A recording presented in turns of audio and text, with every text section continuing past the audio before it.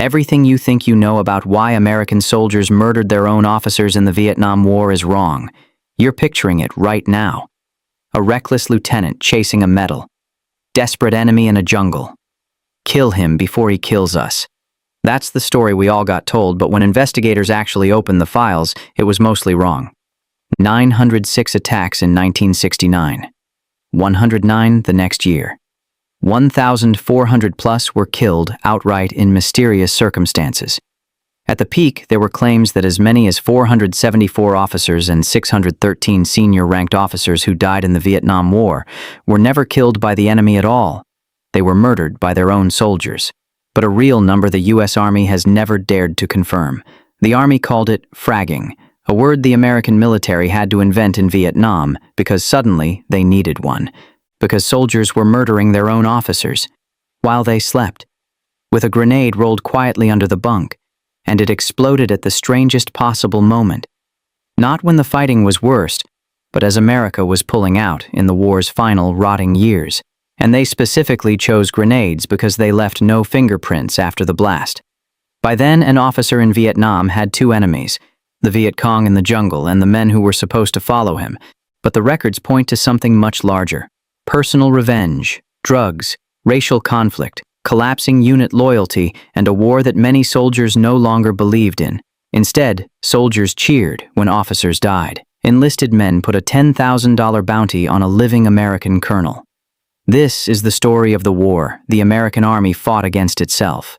Now, the story those men told themselves was almost noble. Kill the glory-hunting lieutenant before his ambition gets you killed, and maybe you make it home. That's the legend. Remember that word, because the records tell a much uglier story and we're coming back to it, and it's widely considered one of the darkest secrets of the entire war. First, how big was this, really? A decorated Marine colonel named Robert Heinl published an article with a title that says everything. The collapse of the armed forces. Units refusing to fight. Drowning in heroin. Murdering their own officers and sergeants. By then, the U.S. Army was forced to release the death toll numbers. One claim confirmed 906 fragging incidents in 1969 and 109 in 1970 were recorded officially. And every expert who studied it agreed the true total was far higher, because the killings done with a rifle, in a firefight, were never counted at all. Then, Heinl described something that should be impossible. In some units, when an officer's death was announced at the outdoor movie screen, the men cheered.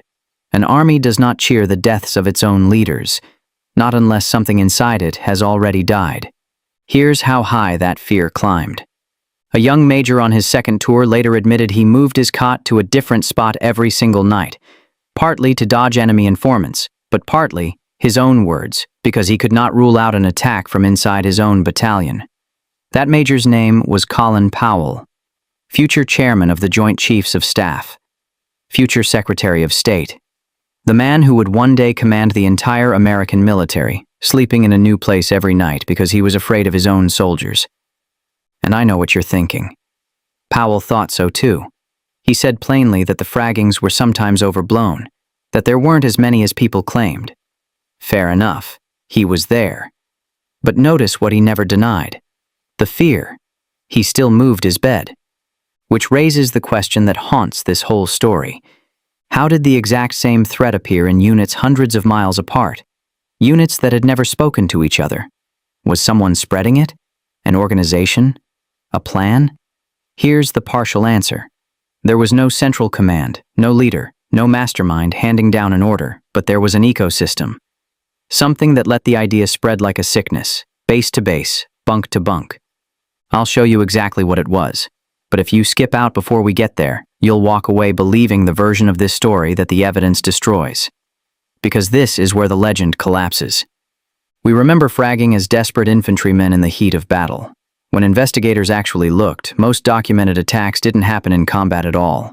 They happened behind the lines, base camps, far from any fighting, and most came right after an argument, a demotion, a drug charge, an insult. This wasn't survival, it was revenge.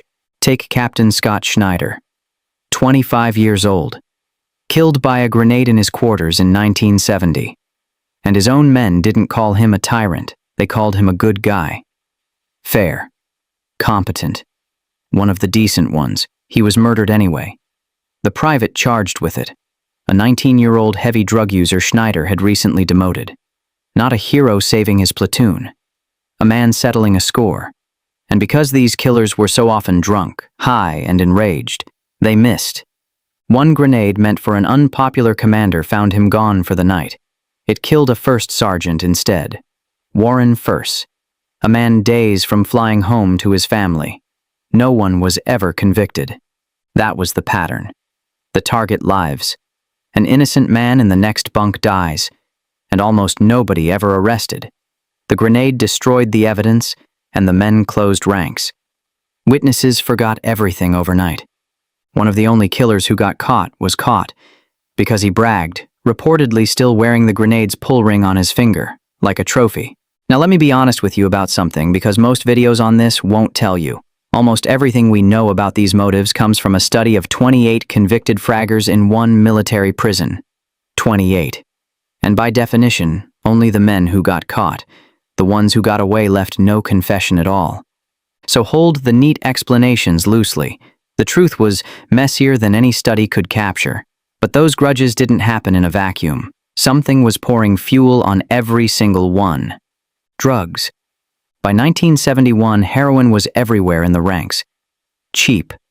Pure. Flooding in by the ton.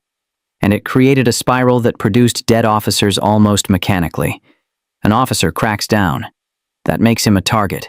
So the next officer sees what happened to the last one and looks away. He tolerates the heroin, the insubordination, because a blind eye is safer than a grenade under the cot. Which teaches the lesson: threat works. Fragging didn't just kill officers. It quietly handed control of the war to the men who were supposed to be taking orders. Eventually, the army panicked, locked up the grenades, counted everyone, and even some units stopped issuing them entirely. After an incident, they'd freeze a whole unit until the investigation stalled, which it almost always did, against that wall of silence. But none of these strategies worked, because a soldier who wanted a grenade could buy one on the black market by nightfall. The army could lock up the grenades, but it could not lock up the idea. And that is the ecosystem I told you to remember. While soldiers were dying, other soldiers were secretly printing their own newspapers. Hundreds of them. Passed hand to hand under the officers' noses, on bases from Vietnam to Germany. Most just printed protests, but some celebrated the killings outright. And that one went all the way. After one pointless, blood-soaked battle for a hill the army seized and abandoned days later, an underground GY paper called G, I Says, printed a bounty, $10,000, in writing, on the head of a living American colonel, Lieutenant Colonel Weldon Honeycutt. One man tried to kill Lieutenant Colonel Honeycutt with the same fragging method, but luckily Honeycutt survived several attempts and made it home. And if you notice, almost nobody had to organize any of this. A soldier's newspaper putting a price on a colonel's head, passed from bunk to bunk, did the spreading on its own. The idea was the contagion. The presses were just carriers. So what actually turned ordinary young men into the murderers of their own leaders? Not one thing. Everything at once. A war they no longer believed in. Discipline in freefall. One-year tours that meant no man trusted the strangers beside him. Heroin cheaper than beer. Personal grudges. Racial hatred splitting the ranks. Real fear of reckless commanders. And under all of it, the discovery that a $2 grenade could erase any officer alive with almost no chance of getting caught. There was no mastermind. The conditions of the war made one unnecessary, which is exactly why nothing the army tried could stop it. There was only one cure. Not discipline, not investigations, not locked grenade lockers, just simply ending the war. As the last units came home, the killings vanished with them, and America took a hard lesson out of those years. An army of men forced to fight is a different, more dangerous animal than an army of men who choose to. Within 2 years, the draft was dead, and the all-volunteer military we have today was born, in part, out of the nightmare of soldiers murdering their commanders in the dark. It never fully died. A grenade in an officer's tent in Kuwait, 2003. A mine in Iraq, 2005. Vietnam didn't invent soldiers turning on their commanders. It gave the act a name, and that name described the moment an army discovered its most dangerous enemy might already be standing inside its own ranks.